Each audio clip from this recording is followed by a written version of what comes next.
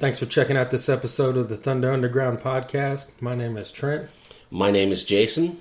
We're here to bring you a part one of a two-part episode we have where we had an interview with Sid Falck. Yes, what a doozy. Yeah. We got a lot of listening for you guys, but it's all good. Yeah, he came over and sat down and talked with us, and I think the audio wound up, it's a little over 3 hours, so we split it up into two parts for you. And hopefully you dig this and then tune in. The next one will be up here in a few days, 2 or 3 days. So if you're listening this week. Yes. And we'll get into talk a little bit more about Sid here in a minute. But before that, we wanted to play a song from a band that's out of Tulsa, Oklahoma called Severmind. You got anything you'd like to say about them? Or? We're going to play Dying Dream, right? Right. Great song. These guys are heavy hitters and great guys. So we want you guys to really check this track out. Yep. This is Severmind called Dying Dream.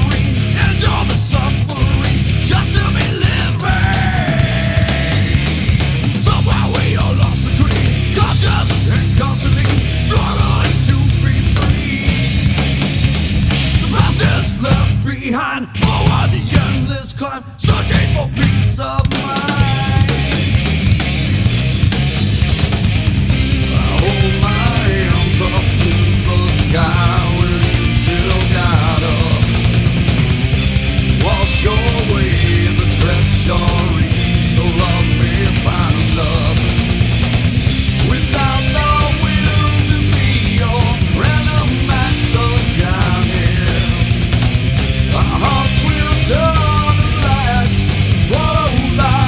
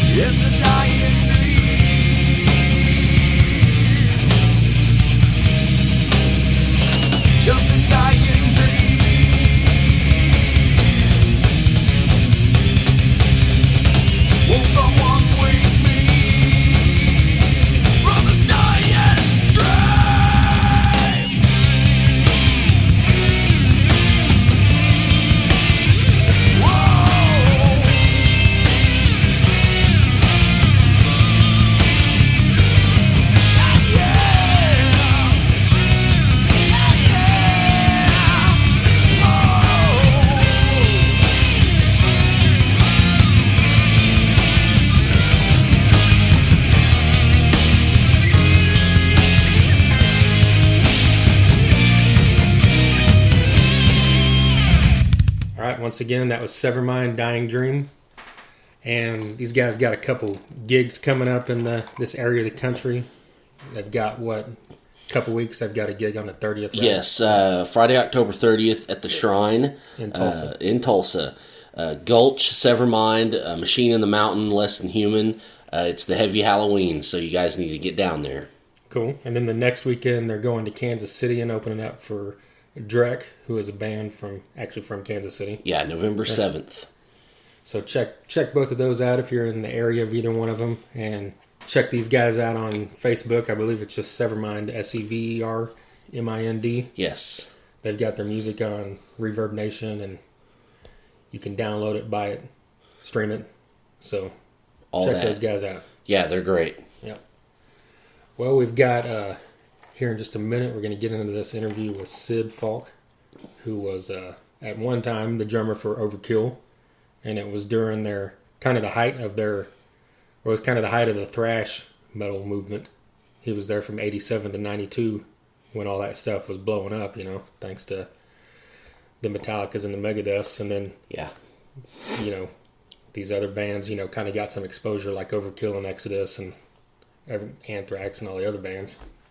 And he was there for probably their three most popular albums or their three most well-known albums. Yes, I think that, to hardcore Overkill heads, I think that's the three that everybody goes to. Yeah, Under the Influence, Years of Decay, and Horoscope. Yeah. And those are kind of, like you said, the ones everybody goes to, and they've kind of had a resurgence as of late in the last 5 or 10 years with White Devil Armory and what's the other one? Ironbound. Yes. And I'm drawing a blank on the most recent one, or White Devil Armory was the most recent one, but there's another one in between there. But it's still great stuff, but what we're here to talk about is the classic stuff with Sid. Yes. And before that, he was in Battlezone, which was Paul Dianno's band after he left Iron Maiden. And so he's got a lot to talk about of both Overkill and Paul Dianno. And then, of course, new music that he's working on, which is called Infectus 13. And that's a band that's based out of... Well, it's not really based out of Tulsa, I was going to say, because that's where he's working on a lot of the music here. But the singer's based out of Jersey, and I think one of the other members is based out of Florida. Florida, I think, so the bass player. Yeah, and then a couple of other ones are here in Tulsa as well. I can't wait for it to come out. I hope they keep working on it and getting it out. It's ripping stuff. Yeah, they've got 2 songs out you can listen to now. One was a cover of Paint It Black by the Rolling Stones, and the other one's an original track. And you can find that I know it's on Spotify, and I think, I know you can find a link on their Facebook page, which is Infectus 13. Or no, on Facebook, it's Infectus Band, all one word. And then you can find their website, which is just www.infectus13.com. And also check us out, which is www.thethunderunderground.com. We're on Facebook, Instagram, Twitter, YouTube, and SoundCloud, obviously. Yes. We've got tons of, I say tons, this will be number 22, so we've got 21 other episodes you can go check out. Yep. And we do have an episode featuring the band we just played, Severmind. Yes. So definitely listen to that. Yeah, if you dug that song, go check that out. And if you're listening to this because you like thrash metal, you can go check out one we did with the singer from Battlecross a few episodes ago. And we've got all kinds of other people on there because we kind of span the gamut from hard rock to, the heaviest of heavy. So that's right. We've got you guys taken care of. Right. Well, you got anything else you want to say before we get into this? Just, thanks to Sid for doing this. He made it real easy. He covered everything, so it was a joy to talk to him. Yes, it definitely was. Take a listen to this, and we'll remind you again. But obviously, in a few days, you can hear a part 2 of this. So here's our interview with Sid.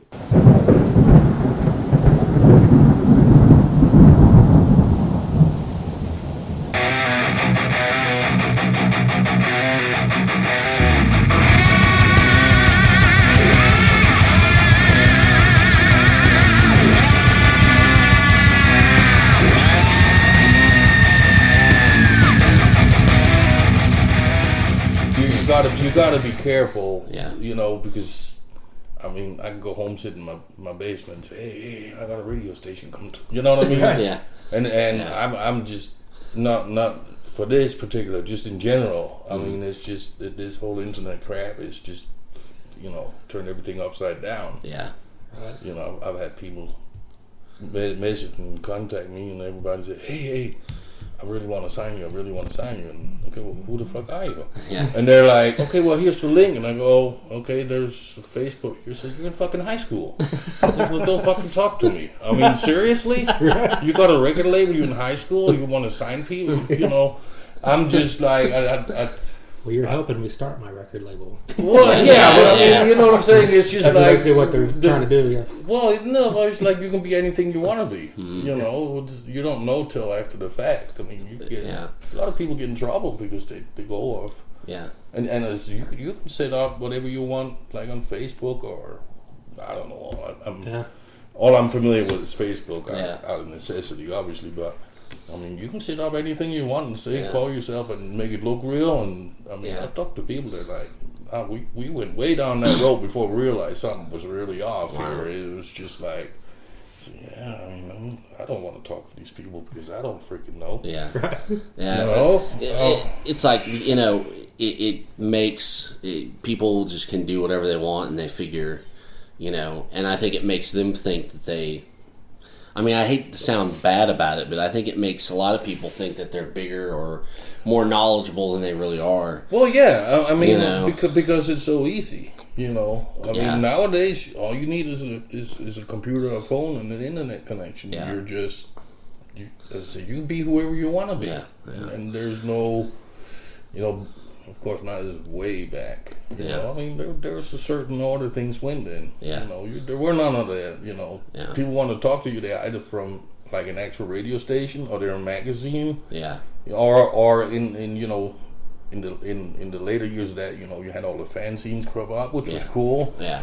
But it was very specific. You couldn't just say you were somebody because you had to go through like management and record companies, publishing and all, publishers and all that shit. You know, there was a legit chain of command, so to speak, to get to do anything. Now, well, I would imagine it hurts legitimate places because people are you know, people are becoming kind of wary of. I don't know about this because I'm not up to date on how it works now. I mean, I had to hire somebody to normally just say, you want to talk to the band. Talk to this person because she's 23. She's a journalist. She's worked for management. She works for publishing. She's also a staff writer on a couple of magazines. Said talk to her because she knows how this shit works because I have no clue. You know, you call me. I'm happy you show interest. So I'll talk to anybody. And she's just like, you're wasting a lot of time, dude. And I'm like, okay, you're in charge because it's just, you know, I can't keep up. I don't know. I don't even know how to look people up. Okay, is this legit? Yeah, well, it looks like they have an internet radio station. Yeah, they got like every 2 weeks to broadcast. They have 3 listeners. So you want to do that? I'm like, well, can then you got to start. Can you afford to say no? I mean, if they have 3 listeners, that might be 3 people that never heard about you, and they would never learn about what you're doing now. So she's like, well, there comes a time when you gotta just, you know, say, hey, you know. Right now, we don't have nothing current. We're still working, you know, like when we released the last single, whatever you want to call it, in February, it blew up. It completely blew up. I mean, you know, we could have been doing this for 24 hours a day, you know, 7 days a week. That's different. There's something current. Right now, we're back to just, you know, writing, recording, trying to finish this damn album up. And so, you know, there's not an immediate out that people want to talk about, so it's cool, you know. But she's like, well, when you get 10 requests a day, you got to start. And I'm just like, okay, now you tell me where to be, when to be there, or who to call, or who's gonna call me. I said, and because I got no fucking clue. You know, Bob, the singer up in Jersey, he's a lot more up to date on the new stuff as far as how it works, and he's the same way. He said, Sid, you were supposed to call in. Where? When? I told you. I said, when did you tell me? Oh, a couple of weeks ago. I said, dude, I don't know what you fucking told me yesterday. You know, I said, we need somebody to coordinate this and just babysit us because we can't keep up with this shit, and that was the problem. You know, we probably pissed a lot of people off because we missed shit because we were trying to do everything ourselves. You're just like, hey, who cares? We're not, you know, we're not mega. We're just fucking, you know, doing the project. Yeah. Yeah, true. You know, so we're always we don't need all these people. We don't need management. We don't need all this. Now we're like, it's too much. Yeah. So anyway, that's my beat for the day. Because I know you probably everybody always asks, you know, what do you think of the new way of doing things with like the social media and all this? So you kind of. If you ask that, you're probably gonna be able to guess my answer. Yeah. On that. But it is good. It's good for some things. Yeah. It's bad that there's no weeding process. Yeah. You don't have. Yeah, I get that. You know, back in the day, you went out in the garage with your buddies. You were 15, 16. You stood there and played. Just made noise. Mm-hmm. You know, a couple of years down the road, you learned enough songs and make them sound good enough. You went. Somebody's backyard party you played and enough people like you that somebody would hear about, hey, why don't you know come to this club and open blah blah blah. Eventually you got to where somebody might actually you got good enough people would look at you seriously and say, hey dude, we need to check this band out, we might need to sign these, we might blah blah. Now there's no way, you know. You have one of these, sit down, play guitar, run it through a computer, you can make it sound any way you want. And all of a sudden you have, you know, a Facebook page or this band, you have 1,000, 2,000 likes or whatever. Yeah. You know, now you say, hey, I'm releasing an album. Well, you know, you're releasing something you recorded and you shit it. Yeah, exactly. And ran through a computer. Yeah. Well, and that hurts. That hurts legitimate bands that have, you know, you got Facebook, obviously. How many invites to like a band page do you get a day? A ton. Right? A ton. How do you know which one is legit and which one is just garbage? Yeah. You don't. And that hurts the band. Like everybody says, yeah, but it's, you know, so you can reach so many more people. I said, no, you can't. You're reaching fewer people because people get tired of these invites. They're not going to go check you out. Yeah. Because the last 10 times they did that, it was garbage. Yeah. There was people who recorded something in the bathroom that they didn't run through a computer and it sounded exactly like it. Yeah. You know, so eventually you're going to stop checking new bands out. Well, and it's like, we've talked about this before, you know, people might like something a whole lot, like hit like. But what does that really mean? I mean, are they going to buy it? Or are they going to show up? Exactly. You know, and that's it. A lot of times you do it because you know, and I'm bad. I'm guilty of it because people, I get inundated. I get so many requests for like my band, like, hey, you want to listen to me, blah blah blah. I just fucking hit like, because if I don't first time, that invite's gonna keep showing up. They're gonna keep reading. So I hit like just to get it out of my news feed, you know. And that sounds really bad and arrogant, but I don't have neither the time or the desire to go and listen to everything, and you know.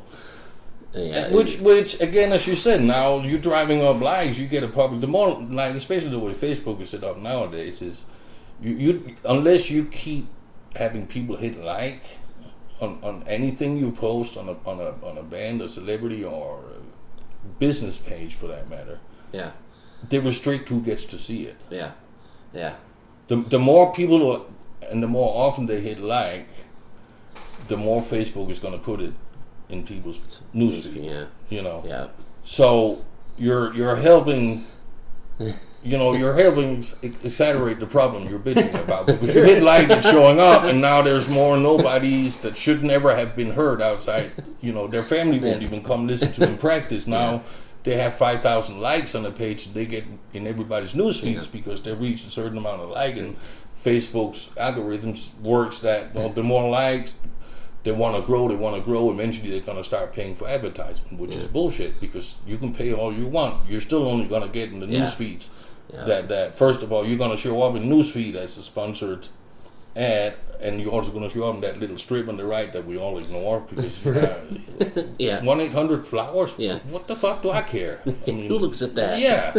So you know what I'm saying. So it's like that's back in the day. It's like you did not get heard until you have earned it. Yeah. Which.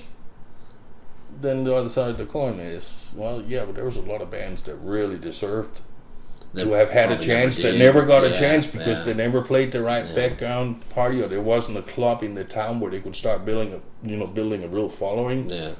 So there's two sides to that coin. And we, a couple of years ago, we had this idea. I mean, it was just talk, but Josh, plays drums. I could play guitar, scream in a microphone, and you could put it up on Facebook. Make a Facebook page, and you remember that? Yeah. And just to see how as it's a become joke, as a joke, But that's and we'd get, just like you said, we'd probably get people from all over contacting us, and that's exactly the problem I'm describing is you can be anybody. You don't have to be legit. You don't have to do anything but just say something that you think people will hear and want to hear, and again send out like invites, blah blah blah, and all of a sudden you appear legit. Not that you're not, and I'm not saying that just because you can't play, or I personally think you should never have recorded that. Yeah. Because first you need to learn to tune your guitars. Yeah. That doesn't mean that they don't have a right to do it. I'm just saying it's just everybody's Facebook, social media, all this crap. It's revolutionized. No, it's actually hurt the business more than it's helped it, because you're focusing on the wrong people, and it's also focusing on the wrong part of the business, which is not. I mean, it's not even a business anymore in the sense that it used to be. Mm-hmm. It's just a game. Mm-hmm. How. Yeah, that's a good way of putting it. Yeah, because I don't have to go look for an album. I don't have to wait for it to come out. I can just go on YouTube. I can download a free program that when I play back that YouTube album, somebody post a whole album.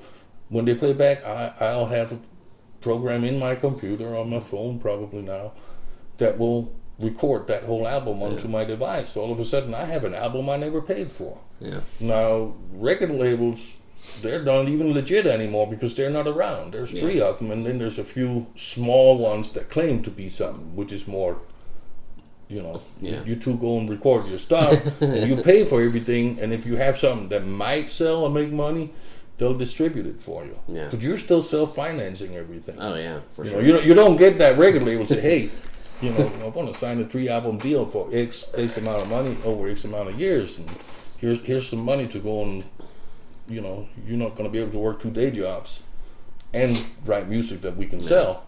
So here's some money, quit your day job, put yourself on a budget, go write a good album, right? That don't exist anymore because they don't make their money back anymore. Yeah, it's who knows where it's going to go. Yeah, I mean, it's not going to, how are you going to stop it now? All the downloads and all the you download a copy, you can there's no, back in the day, we did it. We went out and bought an album. Yeah. We recorded on cassette tape. And somebody, hey, dude, man, I'm broke.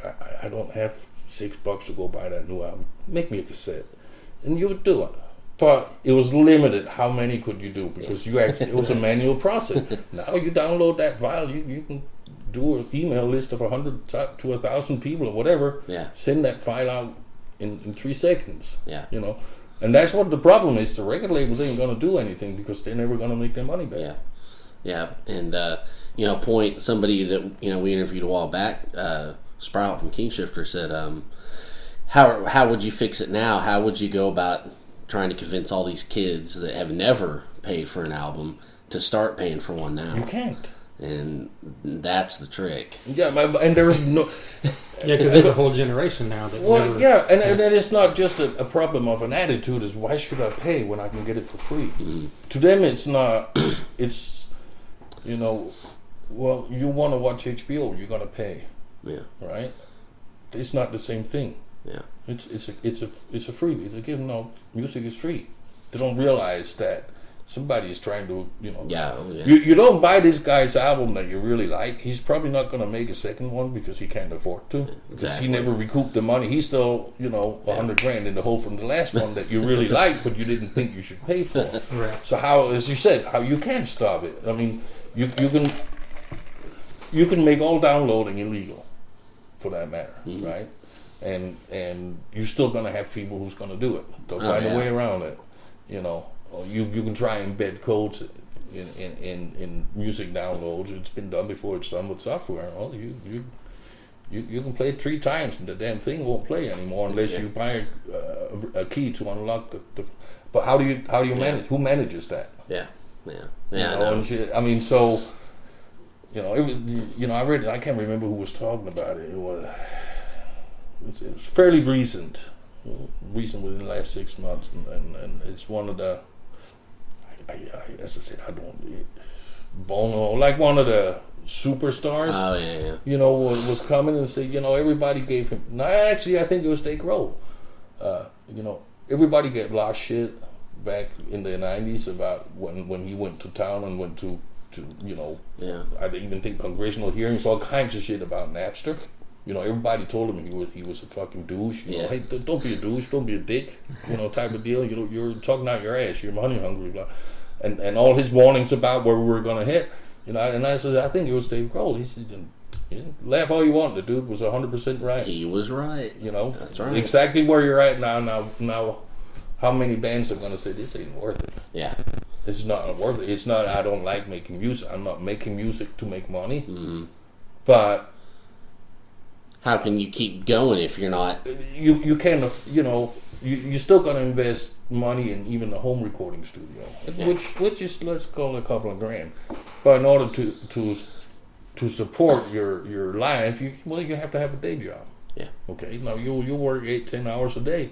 When you gonna have time and energy to come home and write a rock and roll album? People eventually there's always gonna be some that's that passionate. Yeah. But most are not. Yeah. Because it's just too much of a struggle.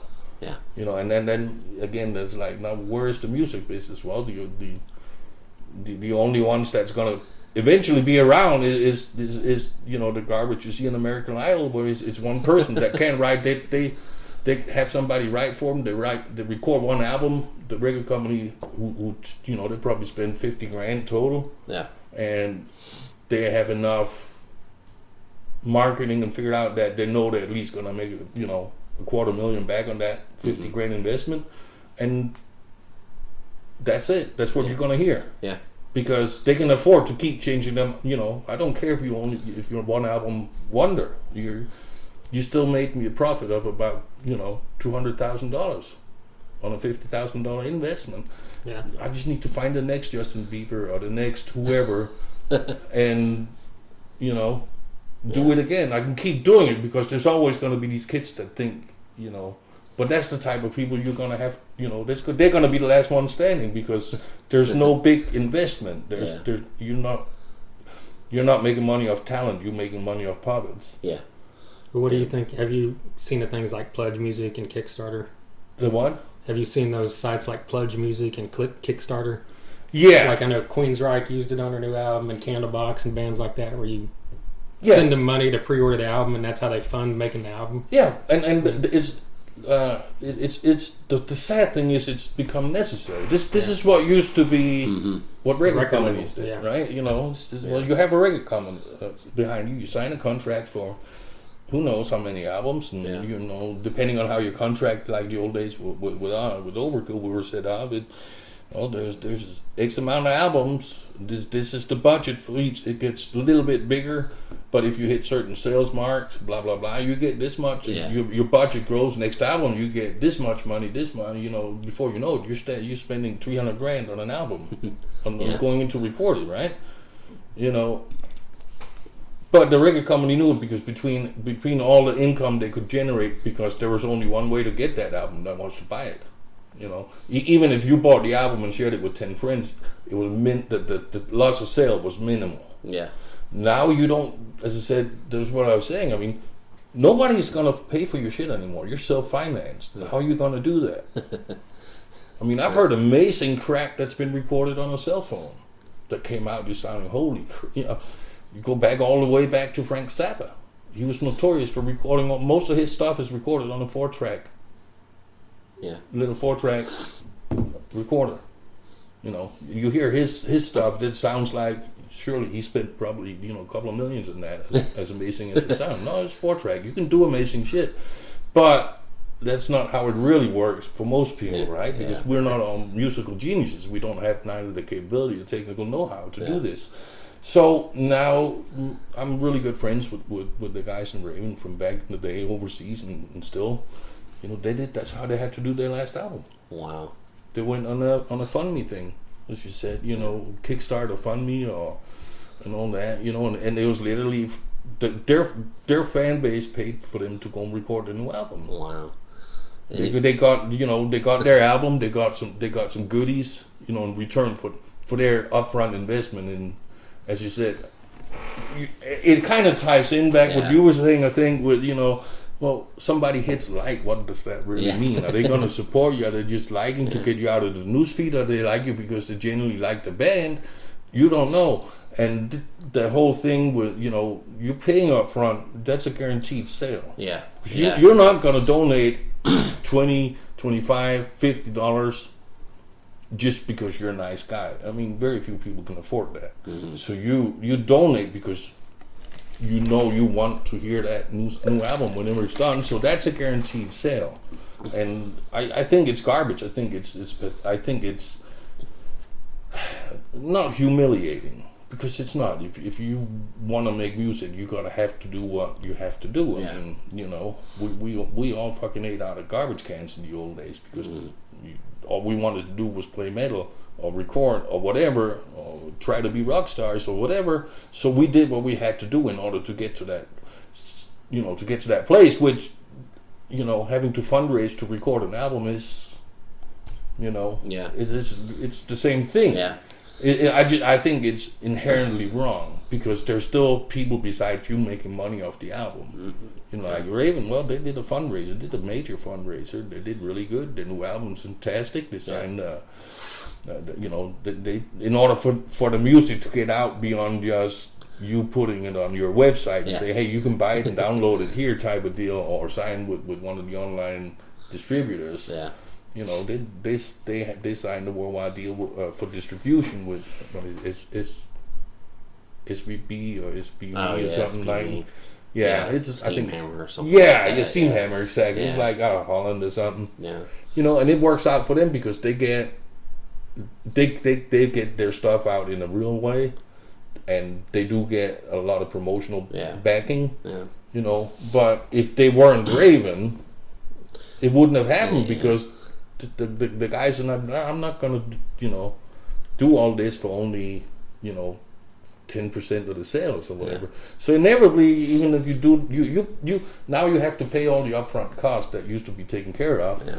Plus, you're gonna lose money on the back end because people again. So many people are buying it. Yeah. Did they have a thing like where you donate this much, you get a shout out on the album credits, or you donate this much, you get? I know some bands do stuff like that. I think they did something. Autograph stuff. Yeah. Well, yeah, they got a lot of. They got like the album. They got of shirts and like goodies. I don't know all the goodies, but I do actually think there was. I don't know. I mean, it couldn't have been everyone who donated. So if you donated over a certain amount, you were on the thank you list or something. Because I do actually remember something about that. Yeah. Like a VIP type of, Yeah, a lot of them are doing that. Yeah. And I mean that again, back ties into there's no money being made anymore. Yeah. It's like I had a fairly involved discussion with Blitz from Overkill some years ago when we kind of got things back together to where we're good friends again and all this, that, and the other thing, because the new thing now, I guess, and that's not just with them, but everybody who's on tour and legitimate, good sized tours, is you can buy your ticket, $25 maybe. Yeah. And you can buy a VIP ticket. Yeah, which is like $50 or $60 or $75, and here's what you get. You get to get in immediately after the sound check, meet and greet type of deal. Hang with the band, take pictures, get autographed. Some bands, they'll say, well, your concert ticket is $40. Mm-hmm. Your VIP ticket is $150. Mm-hmm. So you get to meet the band, meet and greet. You get a care package which might include like a band jacket or something weird, Yeah. The higher the VIP. But I was talking to Bliss and said, dude, man, that's fucking just That's wrong. Yeah. And I'm like, that's what we used. That it didn't matter what you felt like that day. It didn't matter if you were great mood and you were a really shitty mood or whatever. The meet and greet was free. That's what you did. Before and after the show. Anybody approach you. Can I take a picture? Of course. Can I get an autograph? Of course. That's how we're here. Yeah. Type of deal. Now you're fucking charging money for it. Yeah. Yeah. I said, and he said, dude, you don't understand. That's how we have to do it because we don't make money off sales anymore. Record sales. The money you get in from sales nowadays is so negligible. It's not even worth sending to an accountant. You make all your money off your merchandise on tour. You make your money off publishing, like all the side things, and now you make money off VIP tickets. And I'm like, well, why are people fucking paying for that? They should be able to go up, hey, that's Buddy Blitz, I want his autograph. And you should turn around with a big smile on your face and say, absolutely. That's the only reason I'm able to be here is because of people like them that want to come see your shows, buy your albums, meet you, take a picture, or get an autograph. Yeah. And he was just like, it's how it is, dude. Yeah. Well, I think the flip side of that is that, like Jamie Jostin from Hatebreed has said he'll meet anybody anytime, but this at least if a kid really wants to meet him and he's waiting out there with 100, 200 other people and they don't make it up there before he has to leave. Yeah. This at least guarantees him the chance, and that is true, but and again yeah, it's definitely happened. You have a travel schedule. Yeah. You're on if it's not a one-off show, you have a travel schedule, and sometimes your bus call might not be till 5 a.m. You get out, the show finishes 11. You got a lot of time to hang, take pictures, sign autographs, get drunk, get stupid, get laid, whatever the hell, But there's times where you get off stage, and this, it might take 2.5, 3 hours to break the stage down, get trucks loaded, whatever, and you have to roll because you got to run, 800 miles overnight to the next show. And in that situation, yeah, I can see. But to me, it's still just it's kind of completely opposite of what I thought it was. I thought it was supposed to be about, which is you wanted to play music, because you liked playing music, you thought it was cool, maybe you were good at it, and you were also thinking, oh man, I want to be a rock star. I want to be like this dude up there. I got a poster on my wall. I listen to that record all the time. I do this, do that, do that. You want to be a rock star. You want to get laid. You want to, dude, look at that life. Look, all I got to look forward to is look at my parents. I'm not going to fucking be like that. I want to be like that. So you had this whole drive, but once you started getting a little bit of the way there, you start realizing, yeah, but now there might be kids looking at me like that. I want to be like him. Now you might be the guy on the poster, and then you're supposed to think back to what would you have done. What would it have meant to you to meet your idol, to take a picture, shake his hand or her hand, get an autograph, just tell him your opinion, dude. You mean this much to me, blah blah blah. Yeah. That's what I thought it was about. Yeah. Like I told Blitz, I said, I will never charge for fucking signing an autograph. I will never fucking charge for taking a picture with someone. I said, I think it's completely not what this is about. And he's like, good luck with that. you wanna go out, if you wanna do more than just sell an album, record an album and sell it and that's it, is that good luck with not doing it, because you're not gonna make enough money to even go on tour. That's crazy. Now, tours like now, again, money. Back in the day, well, you say, pick a figure, any number. You make $2,000 a show. That's your guarantee. Okay. You have 6 shows a week. That's $12,000. Yeah. Now for you to be on tour with crew, buses, blah blah, it costs $25,000 a week. That's, if I remember right, what it cost Overkill. Now where's that $13,000 gonna come from? Well, it comes from the record company in the form of tour support. It's part of your contract. Yeah, they're gonna want that back. They're gonna want that back. But it's a back then the only way you sold albums was to be on tour. The more shows you played, the more people saw you, the more happy people saw you, the more new people saw you, the more albums you sold. Again, like what Bobby said, good luck with that. Because now you don't have record companies giving you tour support. Now you see all these, you probably see it tonight when you go to the Brady. Who's sponsoring this tour? I don't have a clue. Okay, so it's probably more than likely like Jägermeister or Budweiser or Miller Beer, whoever. Somebody's sponsoring it. Exactly, and that's what you have to do now. You have to find. It's like, what am I? Am I a fucking NASCAR driver? I gotta go out and find sponsors so I can get to drive this car. I mean, it's.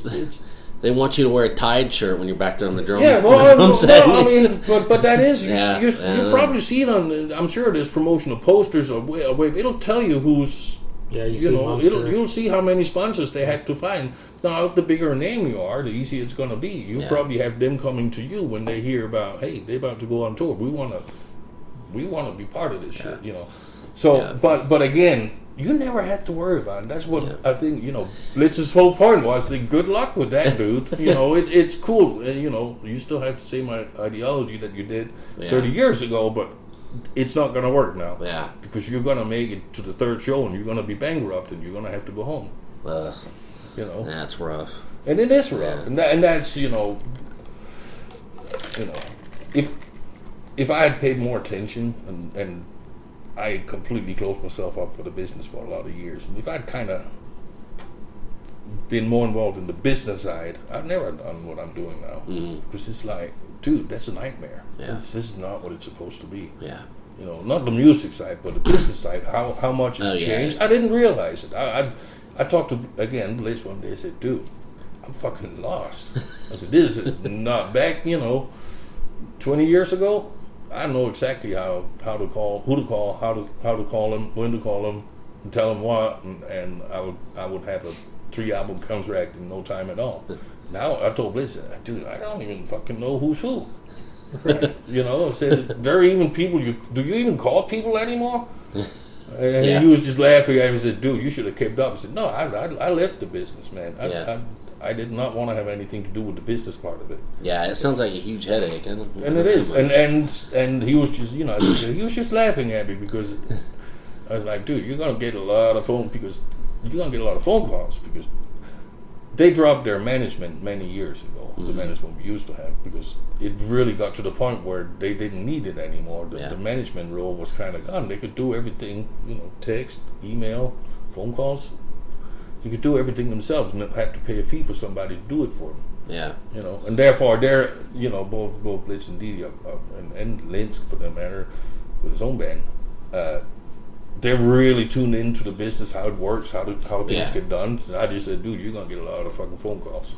Because every step of the way I run into a wall and I'm going to go, okay, let me see. There's Blitz. Let me call Blitz. Because he's so up on it. And he's just like, call whatever you want, man. But if you don't like what I have to say, I'll just have to tell you right now. I mean, it's not what you think it is anymore. And again, to me, at least, it's a complete circle back to where people thought it was really cool. What was the old one? MySpace? Yeah. I'm sure there was something before that, but that was the first one I knew about many years ago that I was on, and everybody's like, dude, this is what a tool this is.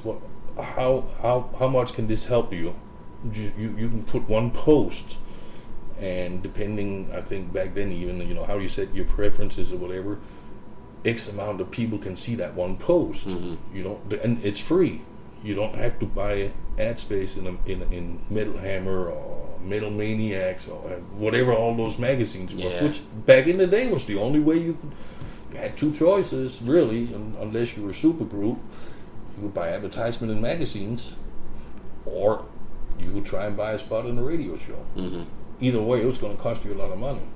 Now you can do that for free with just one post. I mean, this is amazing. This is the future, This is really going to help all. And now, to me, it's come all the way back where you're back at that now it's called Facebook and YouTube and all this, and now you have to look at it and say, this is bullshit, man. Because you're again, you can post whatever you want. There's no guarantee anybody sees it, because even people that want to keep up with you, they might not get to see it because Facebook might not want to put it in their newsfeed. for whatever reason, and B, they might miss your post among probably 200 other posts from other bands in their newsfeed. You know what I'm saying? Yeah. And it's like, to me, it's just not. Well, like if they're at work and they haven't looked at their phone in a couple hours, then it's gone. Yeah, and I check my, when I get up in the morning and all that, I'll check my newsfeed and all that. And say you have like, I know if it says you have 99 posts, that's just as many as my. It'll tell you. Yeah. You know, if you hit that little bar down the bottom when you scroll to the bottom of your newsfeed or your notification thing, you know, is a see all post. You might actually have 300 new posts that it's notifying you about that and that's only the people you tell them to notify you about. Like, you're gonna sit and look through all those, see what each one is? Hell no. You're gonna go, okay, yeah, I know this person. Yeah. She's kind of cute. She posts some pretty. Yeah, I'll hit on that. So, yeah, she posted another ass picture. Great. Or you post this one, you know. Then they're really cool into animal rescue. Yeah, I want to see what they say. But you don't sit and look through all the shit, man. You just pick and choose. Right. Yeah, and that's where I'm saying, you know what? Yeah, and there are people living on it. There are people that hire people just to sit and spam. Yeah. Like use Facebook as a Twitter, you know. But as I said, you're back to that where we thought, oh man, this MySpace is really cool. They could really help a lot, you know. Now we're back to no, it fucking don't. It's pretty much useless in many ways. And then again, that's a contradiction, you know, for my new shit. That's how we got to where we're at, purely off Facebook. I mean, I don't even think we're on MySpace as far as I know, you know. So. I'm contradicting myself. It's a necessary evil. I hate it, but I acknowledge. Yeah, I mean, it's gotten us to where we got a following, and I'm not gonna lie. Yeah, my name and my past affiliation with other bands certainly has had something to do with that. It's again, when you get those 99 notifications, and if you're a fan of Overkill, Battlezone, or whoever, or you're a fan of Speak Kill Hate, which is Bob's regular band, you know, yeah, you pay attention, you see that, because you're a fan or whatever. So yeah, that's helped me stand out a little bit, but I really hate it because I think it's garbage. I mean, you know, if this had been 20 years ago, you'd put an ad in you know, what was it, Metal Maniacs, Heavy Metal Maniacs, or Metal Hammer, Hard Rock, and, you know, you put out an ad, you know, or took out an ad, or sent a press release from somebody, you know, respected, sent a press release to 5 of the big metal magazines back in the old days, you'd have way more attention because that was the only way, you know, you wanted to know about new shit, but you had to buy a magazine, and you had to look in the news section where you had the little brief entries about, oh, fuck, Rudy Sarzo and Tommy Aldrich are doing a band, wow, or, you know, you know, Overkill and Slayer's coming on tour, you know, that was how you learned about it. But it was a guarantee because the circulation is proven. It's not a guessing game, you know. Yeah, and you know, it's like everything. If it's in a magazine, that's something. Yeah, and you know, it kind of it's a little more legitimate because you and I couldn't just type up a letter and send it to the news editor and say, you know, Joe Schmo is gonna sit on the milk crate and hammer on his toilet seat, and it's going to be big. Yeah, you know, they're just, fuck you. Now, but it came from a known entity, which during back in the day, there's, you know, huge companies. All they did was publishing for artists and whatnot. You went with the agency that you felt best would represent you. So when they sent something out, you know, whether it was, you know, real letters or it was fax news, you know, I'm sure back, you know, it was taken serious. Yeah. And you could, if Atlantic Megaforce sent out a press release about Overkill, they're publishing, that it will come in on somebody's fax, I'm sure, they would have like a fax list, I'm sure, a broadcast list like we do email now, you know. And when somebody saw that, they would take it to the guy who makes the decision what goes, says, hey, we need to push this in the next magazine because this is big news. It's a big deal. Yeah. Now, I'll do is send, and it's on my Facebook or whatever, you know, how do you know it's legit? It's not vetted. Right. You know, Blabbermouth picks it up. Blabbermouth is huge. Yeah. Because they have a huge subscriber base. But half the shit they put out there is garbage. Right. You know, and I'm saying that I'm dependent on, right. on like, what is it, Blabbermouth and Metal Socks. Loudwire is pretty big. Loudwire, like, Metal Injection. Yeah. You know, there's like five or six, like I'm saying. Yeah. There's 5 or 6 of the bigger. It's almost like in the old days, like this in from the AP Newswire type of deal. You know, well, that's kind of what they are for music now. Yeah. Yeah. You know, like there was magazines back then. There was the 5 or 6 big magazines that just had a huge circulation. Every metalhead bought them. You know, and you know that was your, you know, $30 a month of your allowance went to just buy metal magazines, because that was the only way you were ever gonna know about the music you liked. Yeah. Because it was not on the radio. There's obviously no TV. There wasn't even computers we could have in the, you know. So that was how you got news. Now, it's oversaturated with shit that nobody wants to know about. That would never have seen the day of light, because it's not. And I hate to say it's not valid. It's valid to somebody. Whoever that news flash is about feels it's valid to them because they have the same right as me. But there's a lot of legitimate shit that gets lost now on social media because people are just oversaturated. How are you going to keep up? How are you going to know what's real? Yeah. You know, oh, that's a cool band, Victor. Yeah, you don't even know if it's that band. Yeah. You know. Yeah, there's a lot to keep up with. Yeah, and that's my beef about social media. That's my beef about where is it now? Now it's in the fucking garbage can right now, because it don't matter how, you know. And again, as I said, I think I'm legit. Yeah, I have a track record. Yeah. But there's no saying that I'm more legit than you, just because this is your first recording. Yeah, your first recording is just as legit to you, and to you is and should be just as legit as you know, mine. Right? Yeah. I mean, seriously, it is. I can't. Who am I to fucking tell you that you're not legit just because? Well, how many albums you done? Well, this is my first song. What does that really mean? It don't mean shit. It just means that you're just starting, and I'm on the way out.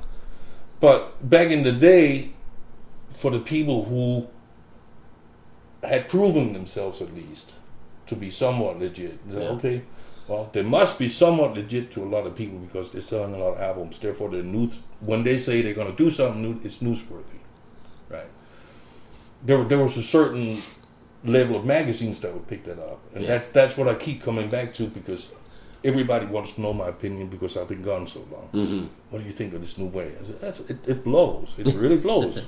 There's a lot of legit musicians that never can get the message out because it just get lost. It's kind of like, I'm sure, what Homeland Security and NSA all does with our phones. There's so much chatter, it just get lost. You know.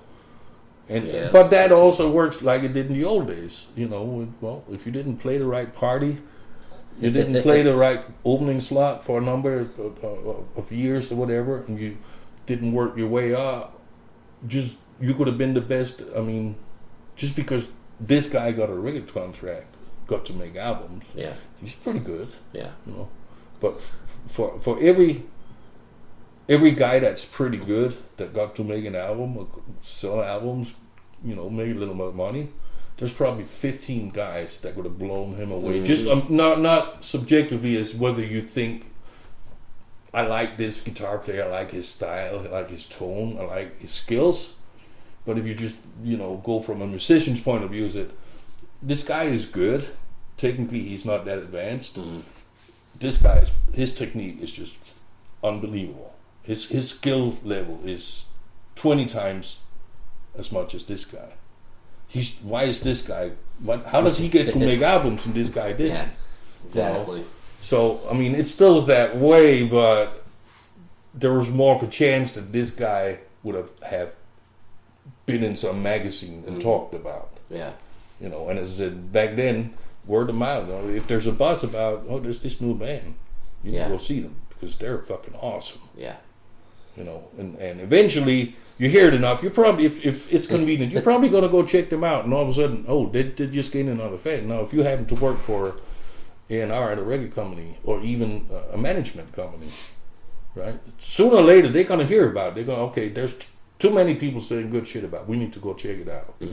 Not because we want to support the arts, but that's an income possibility we might lose out on. Yeah. If they're as good as they say, we need to sign them up before those guys down the street does, because at one point this band is going to make money. Yeah.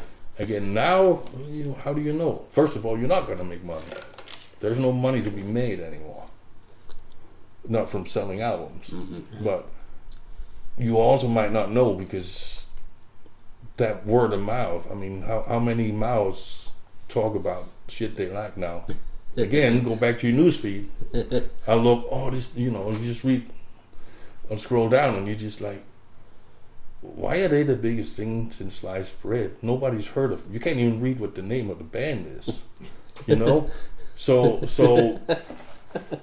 I don't want to hear about, I want to hear about so-and-so. And that gets lost in that clutter, because there's only so much you can pay attention to. Yeah. So that's my beef about media nowadays. And I know that's a long spiel, but I've been every last 2 years since I started back up, that's been one of the first questions. So what do you think of the new one? You've been gone a long time. Well, this is what I think about. I think it's garbage. This is what I think. It was a good tool to begin with when it was being used in moderation, and it served its purpose. Unfortunately, it became the norm. Yeah. And it exploded. A monster was created. Absolutely. And I think it's the whole thing, because there's no overhead. There's no initial investment. All you had to do, buy a laptop. Yeah. Get an internet connection. Yeah. And you could be anybody you wanted to. Pay your cell phone bill. Make sure. Yeah, make sure you can get online. Turned on. and I mean, but that's, it's completely. It wasn't. It was a tool. Yeah. Just like, well, I can hire you as a publicist, because you're halfway good with words, and you can put a lot in few words that's real catchy and catches people's attention, right? And I can pay you $50 for everything you write for me. Every time you write something for me, a short press release, I'll pay you $50, right? Yeah. He's amazing. He can use 3 words, right, and say what you use 50 words to, and he gets more people to pay attention. So I'll pay you $150, and that's 3 times as much as what I would have paid you, but I'm gonna get guaranteed 3 to 4 times as many people interested in me by paying him that. Yeah. Now that doesn't matter. Yeah. Yep. Yeah. It's all internet. Yeah, and that's the problem, as I see it. That's a tool to have somebody help you spread the word in the right way. Like Stephanie that I'm using is very, very smart. She's 23, I think. Super in tune. She's embedded in the business. Yeah. Both in as a music fan, she's really into death metal and all the scary metal shit, but she's very knowledgeable. But what was one point, she knows how that side of the business works. She's a tool I have to get, because I don't know. I can't do it myself, because not just because it's time consuming, but because I simply do not know. It does not work. Had this been 20 years ago, I'd have had a really nice good letterhead typed up, and I'd have sent it to, as I said, 5 or 6 magazines that I know had really good distribution, had really good readership, the subscriber base was big. They would sell X amount a month of every magazine, regardless of who was in it. And more importantly, those particular magazines were sold to people who were interested in what I would gonna say. Yeah. Right? So I'd have sent those letters to those, and chances are I would have known the editors. Yeah. I would have sent it to those. Now I don't know, do you send it directly? Do you just put it up and hope Blabbermouth put it out? Do you send it directly to them? Do you do it to Livewire? I have no fucking idea. Yeah. Do you email it? Do you fax it? How do you do it? Right? That's where she comes in. That's where I'm saying like what social media used, like when it first started, MySpace and that, it was a tool. It was just it was a tool we never had before, because we could never reach. So each band member had 500 people on their friends list. So each band member posts the same post. Well, there's 5 band members. That's just, that's 2,500 people reached instantaneously. How would you have done that if those magazines didn't want to print your new, hey, Sid Falck starting a new, he's starting a new project. He's back from the dead type of deal. The guy you thought was, gone a long time ago, he's coming back. Some people are excited. A lot of people, who gives a fuck? But if those magazines hadn't picked up that news release I sent out to them, I would have been out time. I would have been out probably some money, and nobody would have known that I was doing something. Mm-hmm. And that's what I'm saying. Back then, it was an additional tool and what was important was there was hardly any effort to do it. All you had to do be able to type and spell. And half time people can't do that anyway. So just the fact if you could write a whole paragraph without grammatical errors or spelling errors, you're already standing out because, wow, right? Yeah. But you spent 10 minutes thinking about what you want to say and type it. Hit send. If out of the potential 2,500 people that could see that, if all 5 band members send it out, say only 700 people saw it. That's 700 people you would never have reached, and it was completely free. Mm-hmm. And you take that in addition to the magazines that would have put out, that's what I'm saying. That was an additional tool. It was a real good premise. Yeah. But it just, it replaced it because it was so convenient. It replaced all the magazines. I don't know, do they sell magazines anymore?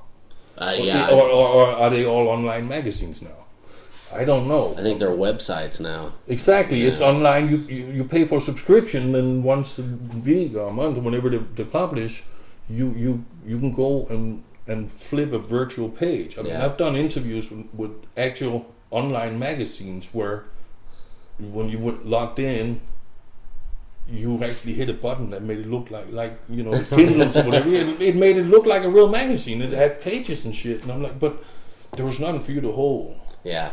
Well, now that it's so rare, you go and the issue Guitar World's like $8. It's like, fuck you, I'm not going to pay $8 for issue Guitar World. It used to be $4, Yeah. Because they've got to pay for, so they got to jack up the price of the actual. Well, because they're up again, and that's what where it took over was you have an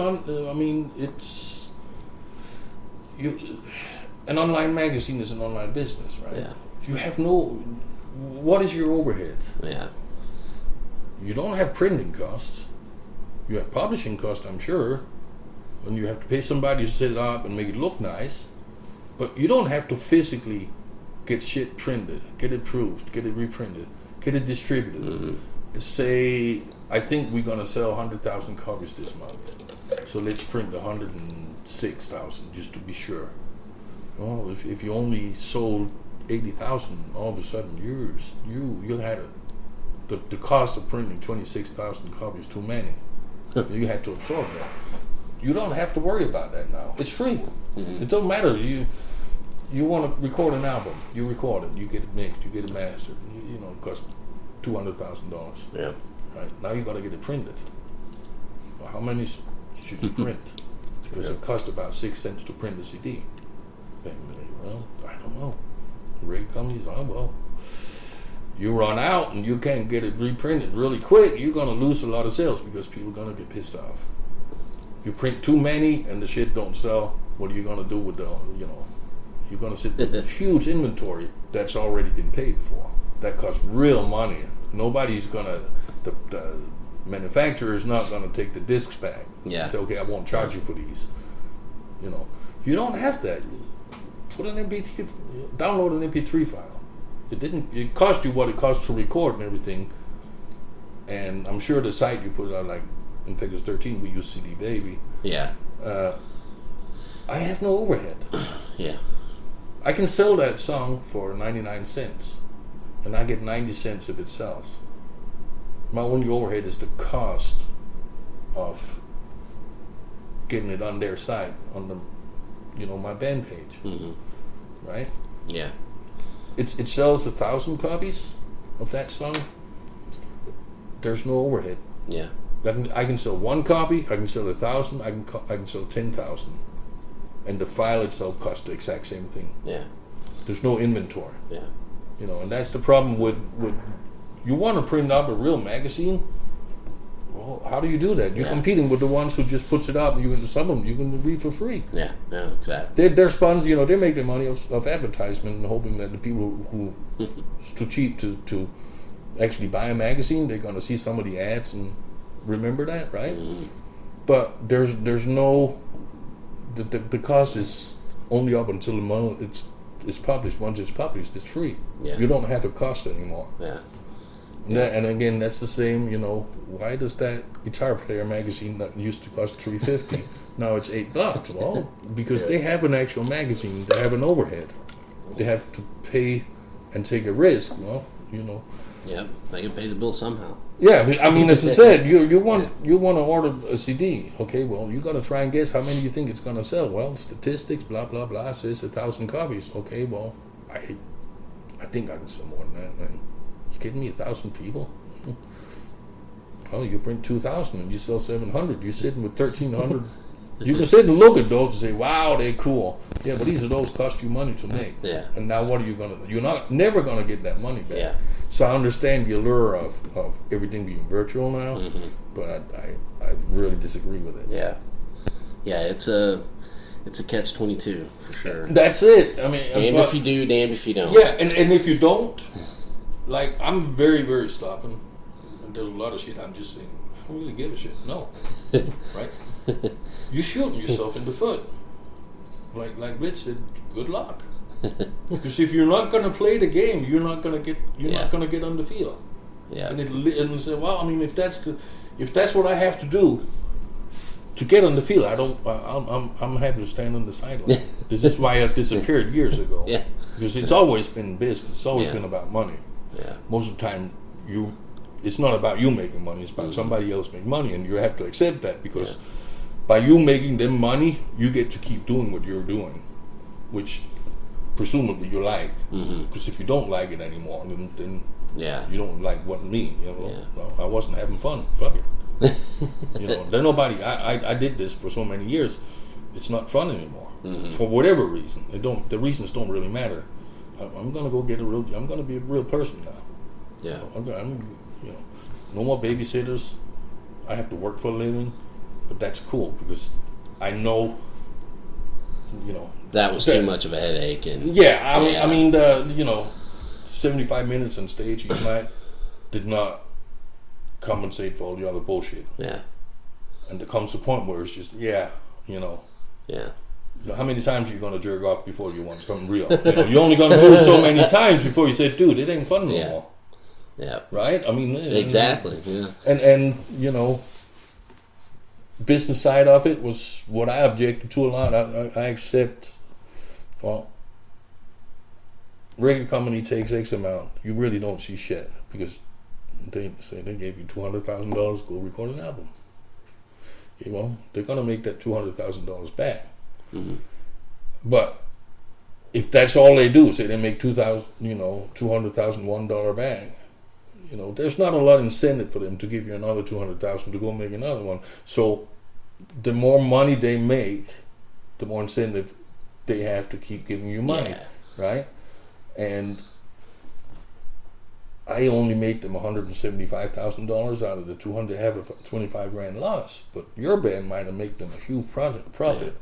So if they hadn't made that huge profit of your band, they wouldn't have been able to give me money to get the next album out, right? Because now, why would I give, I have one band that lost $75,000. Why am I going to give them a chance to make another album so I might double my loss?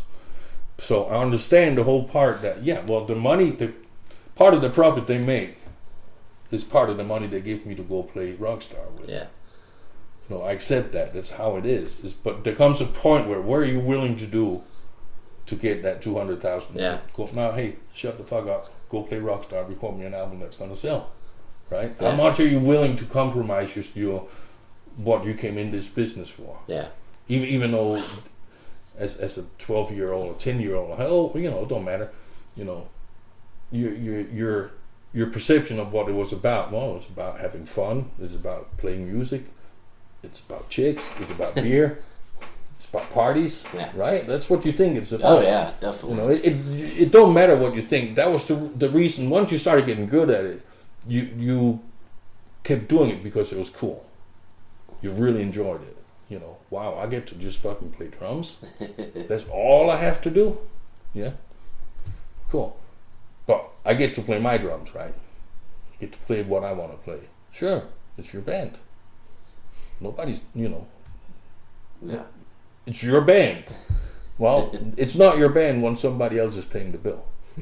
Yeah. And that's where I'm saying, well, there's some things you're going to accept. Well, they will have input. They'll have ideas. They'll have suggestions, right? Well, now, how many of those suggestions do you, take to heart and change what you think it should be to what they think? Yeah, if you did this, it would be really cool. No, okay. Now, how many small points are you willing to give away to keep them happy so you can keep doing this shit? When do you say no? Because this not even my fucking. I'm not even playing my drums no more. And I don't mean physically. I'm meaning, this ain't me anymore. Yeah. You want me to be something I'm not. So how in order for you to keep doing it, how far are you willing to go? And that's where I said, well, I'm really stubborn. I'm not willing to go very far. I'll be honest with you. You want that, find somebody else. Yeah. But, you did that. That's what you wanted to do, and you were honest to yourself. So, well, and that's the key, I think. Yeah. And that's I know you've had Jason, you had Jenna and Scott, you had a lot of people, and you if you can't deal with your own shit, right? If you keep pretending that you like what you're doing, but you really don't, it's not gonna work. Yeah. If you can't be honest, I can lie to you guys. Okay. Mm-hmm. If I have no scruples, I can lie to the whole world. Who gives a fuck, right? Yeah. But once you start lying to yourself, you're really screwed. And that's where, like you said, you got to be honest with you. If you're not enjoying it for whatever reason, or you find yourself having to bullshit yourself just to keep doing it, you're doing the wrong thing, man. Yeah. You better off get a CDL, go drive a truck. Because it's the same thing. You're doing somebody else's work. Yeah. You're not doing it for you anymore.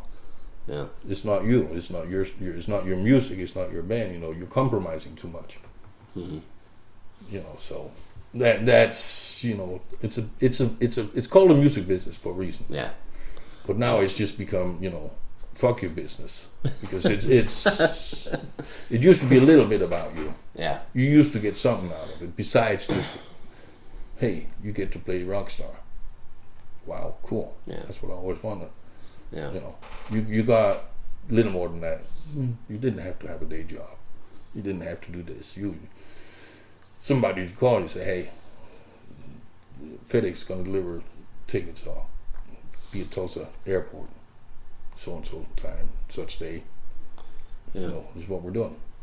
Okay. Do you need a car service? Yeah. Okay. They'll pick you up, blah, blah, blah. Had somebody fucking tell you, babysit you 24/7. and you didn't have to work. Yeah. Yeah. If you had a bank account, every so often there'd be X amount of dollars in there for you to go, what you gonna do tonight? I don't know, boy. Let's go get fucking trashed. Hey, I gotta hit an ATM, so we got money, right? Yeah. So if that's all you had to do, and now it doesn't work that way. Yeah. Yeah. Yeah, for sure. And I'm not saying that was what it was all about. It's just an example. It's like, it was a business. But you got something out of the business. Now you have all the headaches. Mm-hmm. Not only are you having to figure out how to make somebody else money, you have to pay out of your pocket to make somebody else. Yeah. Like you said, the GoFundMe and, Hey, you're the boss now, and that's probably good and bad. It's good and bad. Because you can do whatever the fuck kind of music you want, And I don't know. I don't know with You know, the closest affiliation I have with you two guys is, I know Jana and Scott has been on here. Yeah. I have not. When I'm out and away from home. When I'm home, I don't have time to sit and listen to radio shows, podcasts. Sorry. When I'm on the road, I definitely don't. And I'm on the road about 25 days a month. Wow. So it's like a catch-22 for me. Mm-hmm. You know, I just had you. I think you was the one who messaged me, and it just happened. I knew kind of I would be home this week, but I didn't know when. But you know, it's you're a boss. You have a vision. This is what I want to do, but I want to do it for this reason. And to me, it was because of, I don't know how much, I ran into some health problems, fairly serious, and everybody's said, man, you gotta fucking play. Come on, do something. I don't care. Go play, go play in a cover band. Just don't you have a talent, blah blah blah. Yeah, whatever. Go use it. Yeah. There's no way you could have done it so much to such an intensity, or with such intensity for so many years, and just walk away and not miss it. I'm like, I don't know. Maybe someday I will, because I learned longer. Never say never. you can say right now, I will never kiss a guy, but you don't fucking know, right? I mean, just no. I don't kiss guys. But not that there's anything wrong with it. But I learned, don't ever rule anything out. Don't ever rule anything in, because most of the time you're really not in charge of it to begin with. It's if circumstances are right, you'll do something you thought you'd never do. Yeah. Essentially. Yeah. So I've always been, I don't know, and it was a cop out, because there's something I didn't have to deal with. When people ask, dude, you gonna play something again? I don't know. Probably not. Maybe. I don't know. I can't tell you. Maybe someday. Well, I ran into health problems, and they're serious. And it was like, you sit your ass down and you start thinking. You're like, you might not reach 60. You might not reach 50. You might not reach whatever. You might not be here next week. So all of a sudden, and with me, music was one of the last things.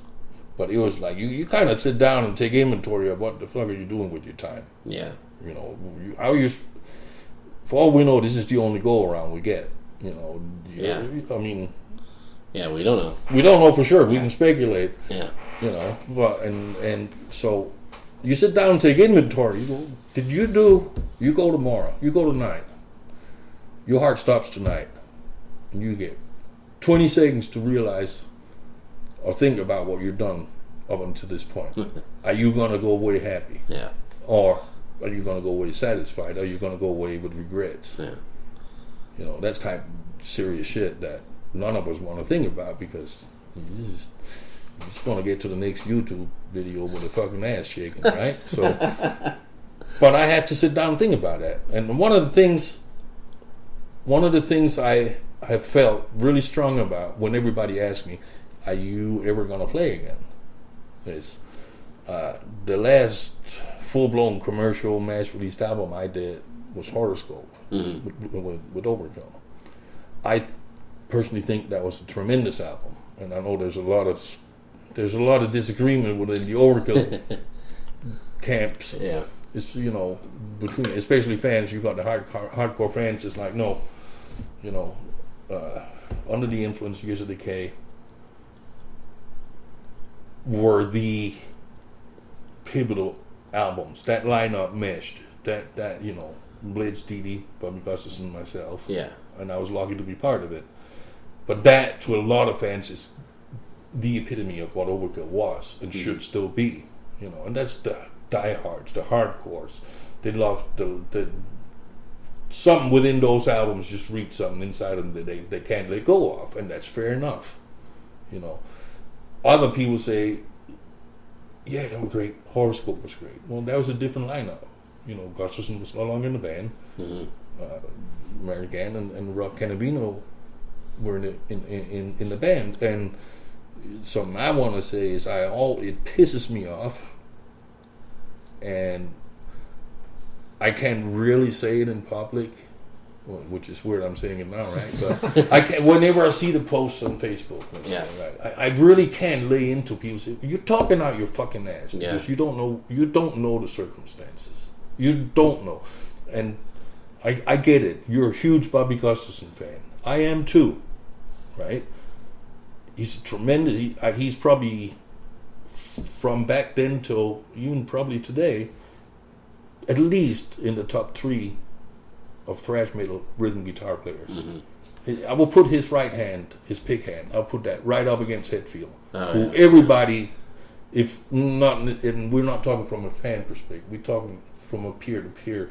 Like I said, you know, he probably has the best right hand, the rhythm guitar right hand, the pick hand. Yeah. It's exceptional, and I think that's widely accepted amongst, way beyond just thrash metal or heavy metal or whatever, you know. He's just phenomenal, and I'll put Gustafson fucking right up along him, right?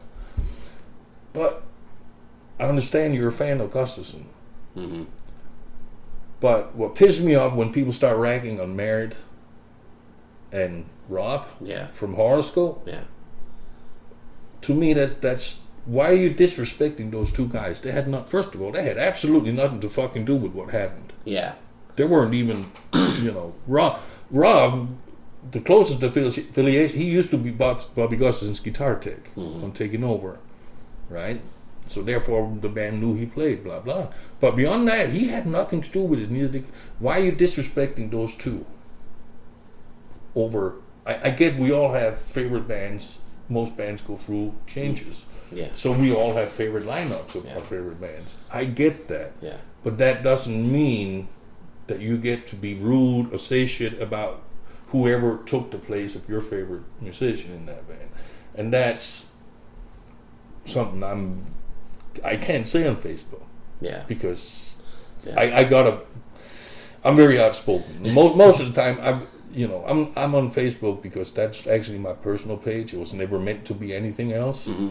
You know, because I'm gone so much, I don't get to see my buddies. So get on Facebook, we can talk. Yeah, you know, that's before like super texting and all that bullshit. Yeah. You know, but it turned into something different. Yeah. So I gotta be somewhat diplomatic. Yeah. Because I don't want to take away anything that Gustafson has coming from what he's done with and for Overkill. Yeah. And it worked both ways. He accomplished things with Overkill and things happened for Overkill because he was part of it. But at the same time, he was not Overkill. Blitz was not Overkill. Didi was not Overkill. Mm-hmm. Sid was definitely not Overkill. Mm-hmm. It was a combination. It was just the right combination, and it just so happens that the two best-selling and to many people most popular albums were the two he and I played on. Yeah. Right? Even to this day. So, I acknowledge Years of Decay. I hate Under the Influence. I'll say that publicly right here. I fucking hate that album. Not the songs. The songs are great songs on it. But I hate the production. Michael Wagner fucking mixed it. It sounds like you're farting in a garbage can. And more importantly, I hate my playing on it. I joined the band. I had 8 weeks to come in. I came in from Paul Dianno's Battlezone, British band. That was more or less commercial metal. Yeah. My drum tech with Battlezone was from Brooklyn, New York. Biggest Overkill fan you could ever fucking meet. They had taken over. Feel the Fire. The first full album had come out when we were over here. Started U.S. tour in 86, 87. And I outright told him I never listened to stuff like that. You know, the wildest I would listen to would be bands like Raven, and I'd be like, that would be just about at the limit what I could tolerate. Where I was just like, okay, now it's just fucking noise. Yeah. I told my drum tech Ralph Mila on the Battlezone tour. I said, you want to listen to that shit?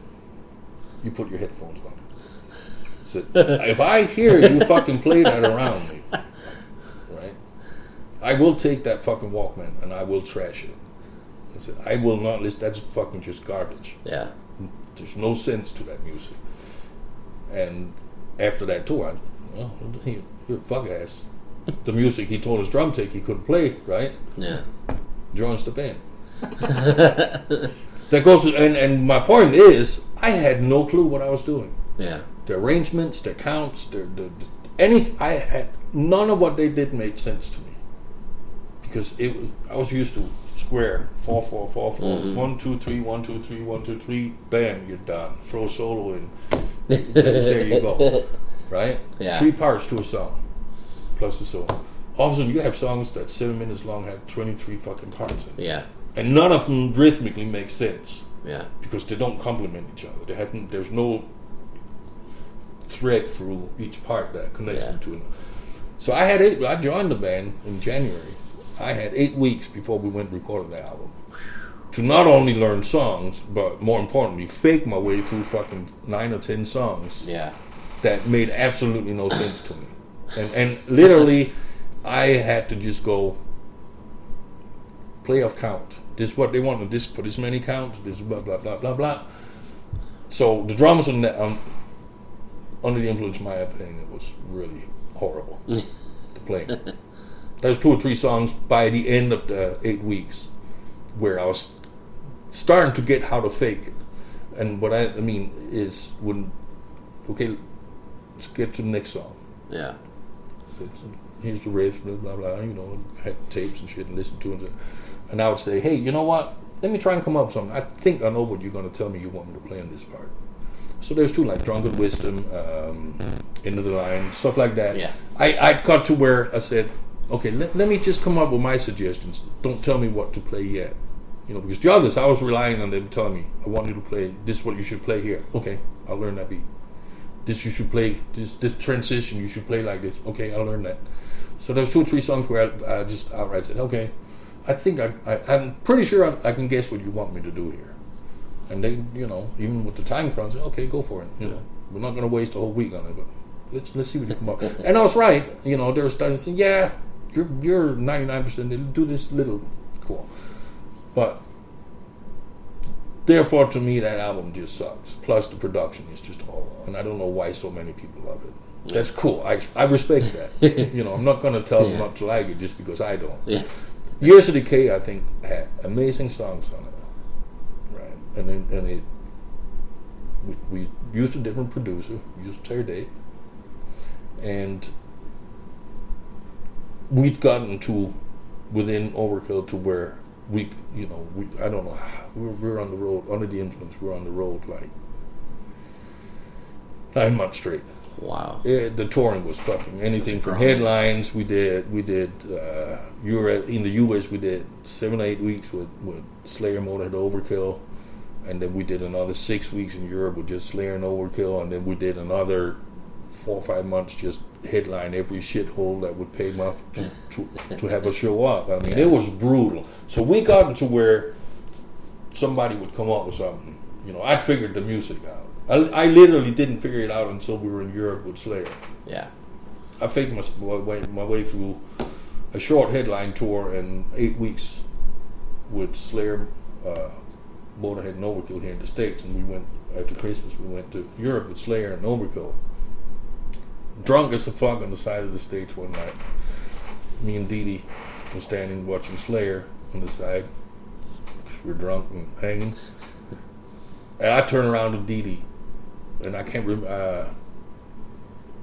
remember what song they're playing. I turned around to Dee Dee, just slobbering drunk, drooling, probably pissed myself, and I'm turning around and said, I fucking get it.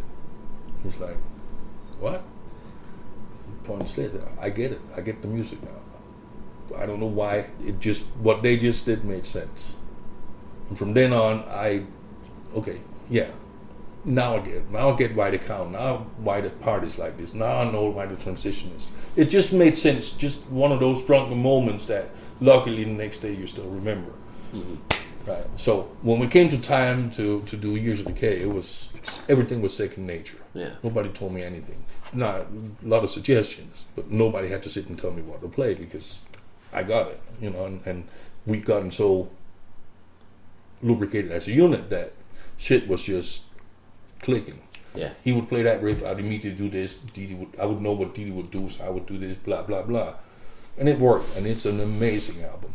I still think, like what I was starting out saying, to me, from a selfish point of view, and not Gustafson was the co-writer and big part of the Years of Decay, sprung from his shit, versus Horoscope, which of course was all of a sudden not Gustafson's writing. But from a pure drummer's, from a selfish, how my performance, I think the vibe on the internal problems in Overkill were different all of a sudden, because there were the friction wasn't between these people. Yeah. Was there friction? It was between these people now, but there's a really exciting vibe. Plus, only we went in. Terry was available for 28 days. 28 days, period, start to finish. That was all. We did not get done by day 28. He would fly out that night. He had to go to Oregon and start the next Soundgarden now. And originally we couldn't get Terry. We were almost signed with Chris Sangaris or something. Mm-hmm. He did. He had just done Painkiller. Oh, okay. And his demands were just stupid, not financially, just otherwise. And all of a sudden we got a call from Terry's agent and said, "Hey, if you can do it in 28 days, he's there." Cool. So to me, I did drum tracks in a day and a half. All drums, all the ones that's on the album plus the extras. Whereas Years of Decay, I did one track a day. Oh, okay. That's it. Yeah. If I did the one track the first take, that was it for that day. With Horoscope, I did 14 or 15 drum tracks in a day and a half. That was how pressed we were. The more time we made up at the front end, the more time we would leave for mixing. Yeah. Right? Shit, so it just had an amazing feel. And I think my performance that was like the zenith of my playing days. Mm-hmm. So the whole reason, like I was coming back to, why did I do Infectus 13? Well, because as much as I think Horoscope, which was the last thing I did that was major, I think that's a fucking fantastic album. It still holds up today, production-wise, playing-wise, writing-wise, whatever you want to put it up against. I think it still holds its own. Yeah. But I can take that album, I can hold up. This is a great album, but it's not amazing. Mm-hmm. There's too many things, in my opinion, I had to compromise on. So when all this shit happened with my health, and I had to come back, okay, I got to take it. Your heart stops, and I know what it feels like, and I know you're not gone just like that. You get little time to think. Do you want to say, yeah, I'm cool, I did what I wanted to do, or you gonna, your last conscious thought is that gonna be, man, I wish I'd fucking done that.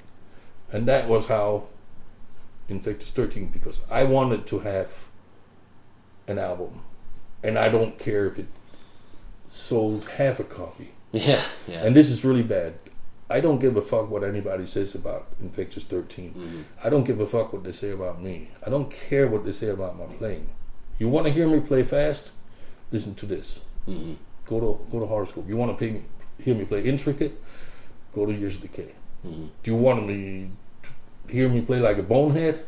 Listen to Under the Influence.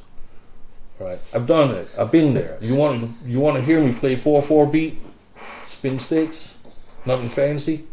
Go listen to Battlezone. Right. So Infectus 13 was for me, and still is. It don't matter if it ever sees the light of day. That was never the intention. The intention was for me to, at the end of this process, when the Infectus 13 album actually gets done, is to hold that album up like I would do with Horoscope. But instead of saying, this is a great album, but it could have been better, is for me to hold out Last Rites and to say, this is everything an album should be. Yeah. There's no corners. The corners that was cut are the right corners. There's no compromises where I feel I should have just been a fucking dick and said no.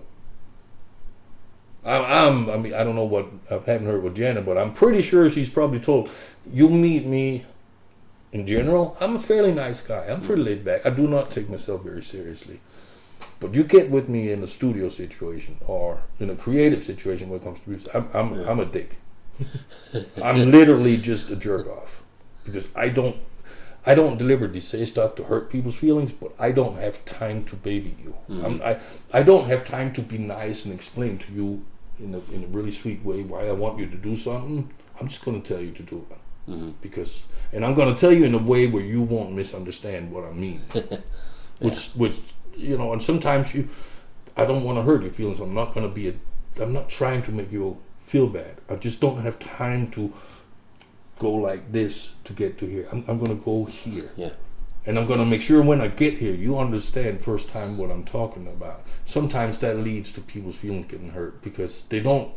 We all have feelings, and sometimes people say things that come across like it means something different when that's not intentionally said to hurt you. It's could hurt you, but it's not meant to. And that's what I'm like. And I'm sure Janet can write that. I've worked with Scott with his old band. What the hell? Sybil's Machine. Oh, yeah. I've worked with Scott. As a matter of fact, I learned later that he told Janet the same thing. He just make sure you know what you're getting into. Because when Sid gets in there, he's not the guy you hang out with. Yeah. He's got big shoes on. Yeah. He don't mind kicking. Yeah. But that's what I want to do with I-13 is hold that thing up and say, okay, this is everything I think it should be. I don't care who agrees because I didn't do it for them. I did it for me just to have that one album. I don't know what you all do for a living, or what your hobbies are, but just that one. You just want that one time in your life where you did something and you can say, yeah, it was done the right way. Yeah. It's exactly what I wanted to. I don't care who agrees. I don't care if you like that color. I painted my fucking color my car rainbow colors, and I think it's the greatest thing in the world. I use dog shit to paint my car. I think it's the ultimate that car can be. Yeah. I want to look at this and say, this is to me everything it should be. Everything that it needs is there. There's nothing there that's not needed. There's nothing that should have been better. Not meaning I couldn't have done. You do something, you can all listen, the day after you go, man, I want to redo that. I can do it so much better now. Yeah. Right? But as far as just how it was created, the parts, the playing, the tone, everything. That's what I want I-13 to be. I want to be able to have that one. I thought I was going to do it with Horoscope. But all I can say today is this is a great album. But it could have been better. In my opinion. Yeah. And that's the key right here. Dee Dee, Blitz, Rob and Merritt might not. Obviously, especially Dee Dee and Blitz, since Overkill's their band, they obviously don't agree with me. Because there's things that I got to overrule on. That I think was wrong. I think I was right. Now I get my chance to prove it. Should have listened to me. Right? Yeah.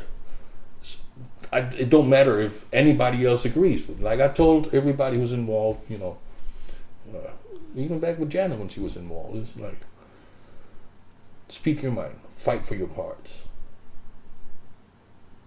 go toe to toe with me. If you have an idea and I say no, go toe to toe with me. Convince me why you're right and I'm wrong.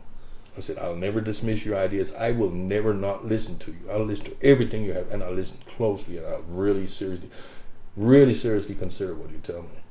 But at the end of the day, it goes with what this is what tells me I need to do. Yeah. Right? This feels right to me. So don't get upset if I say no. When the final word is no, it's not personal. I'm simply just going with what? No, we've been down that road. We're not going to do it again. I'm going to do it. This is what I originally thought. I still think that. Now, if it comes out bad, like I told, Janet, Sean, Steve, Andrew, Bob, at the end of the day, if I'm the only one standing with that CD saying, this is it. Yeah. Right. And you all gonna say, yeah, it's pretty good, but right? That's it. And everybody in the world agrees. Feel free to tell everybody, hey, that's what Sid wanted. We told him, nah, we gotta go like this. Like what everybody else says you should have done. Feel free to say you were trying to talk me out of it. And feel free to point out this is what's no. Don't look at me. I was overruled. That's what Sid wanted. Yeah. I didn't agree then. I don't agree now. You know, Sid, feel free. So, like you said, being your own boss is good. It's also bad. Yeah. Because you don't have all the answers. Yeah. But it takes that, you know, if you want it, if you want this is everything it could have been, then it takes that, you know, I get having to be a dick, you know, you have to do what's right for you. And that's the thing, I mean, everybody has the capacity of being a dick, right? I mean, we all have opinions. We all look at shit different. You might have disagreements with who comes on your show, how do you present the show, blah blah blah, and you might have strong opinions.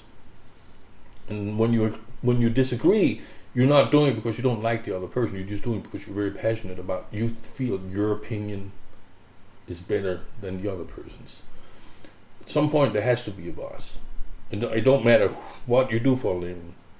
It don't matter what you do for a hobby. At some point, there has to be that person that says yes or no.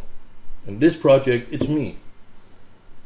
Okay, and it's not an ego trip. It's not. I give more credit to everybody involved with Infectus 13 than I give to myself, because otherwise I would just be a former drummer, a has-been, or whatever you want to call me, who's playing drums. Or trying to play drums again, whatever you want to say. Infectus 13 would be nothing without the people involved, and that goes all the way back to the first CD. The first thing we did was Painted Black.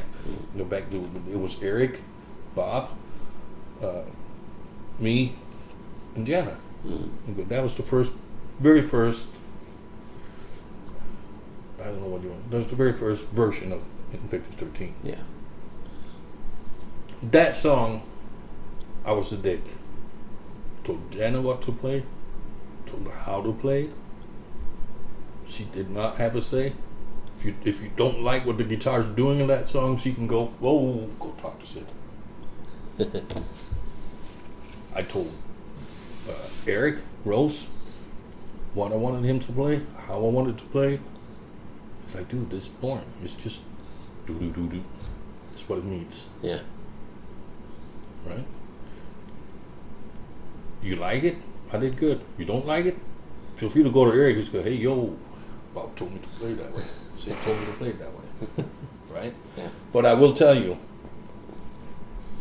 there's very, start to finish, that song is 100% me.